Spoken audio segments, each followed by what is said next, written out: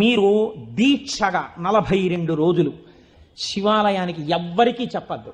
ప్రదోష వేళలో వెళ్ళి శివ ప్రదక్షిణం చేసి మీరు ఏమీ చెప్పకండి. మీరు చెప్పగలిగినంతసేపు శివాలయం అరుగు మీద కూర్చుని శివ శివ శివ శివ శివ శివ ఇదొకటే.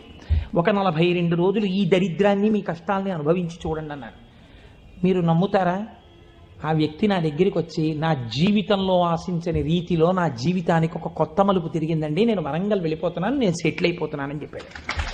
ఆ వ్యక్తే నాకు ఈ మధ్యనే మళ్ళీ ఫోన్ చేసి, కోటేశ్వరారు ఇప్పుడు నేను ఎంత ఆనందంగా ఉన్నాను అనండి, ఒక్కసారి మీరు ఏమైనా వరంగల్ వస్తారేమిటండి ఉపన్యాసాలకి, మీ దర్శనానికి వద్దాం అనుకుంటున్నాను, నేను కూడా కాకినాడ అన్నాడు.